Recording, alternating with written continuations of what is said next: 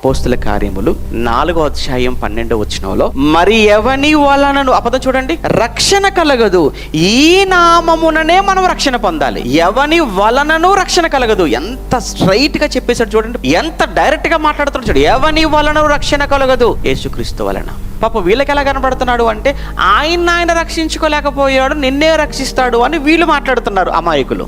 ఆయన నిన్ను రక్షించడానికి ఆయన అక్కడికి ఎక్కడన్న సంగతి నీకు అర్థం కావట్లేదు. ఆయన నిన్ను రక్షించడానికి సిలువను ఎక్కవలసి వచ్చింది, నీకు రక్షణనివ్వటానికి ఆయన చనిపోవలసి వచ్చింది. అలాంటి సిలువలోనే చూస్తున్నావు. తెల్లవారి 3వ రోజును చూడట్లేదు నువ్వు, అంతవరకు చూసి ఆగిపోయావు. తర్వాత చూడు, 3వ రోజుకి సమాధిని మూసివేసిన ఆ రాయిని దొర్లించుకొని ఆ మహనీయుడు, ఆ మహానుభావుడు ఎలా బయటకు వచ్చాడో, ఎలా 40 రోజులు అందరికీ తను ప్రత్యక్షపరుచుకున్నాడో, అందరూ చూస్తుండగా ఎలా మేఘము పైన పరలోకానికి ఎలా కొనిపోబడ్డాడో, అది చూడవెందుకు?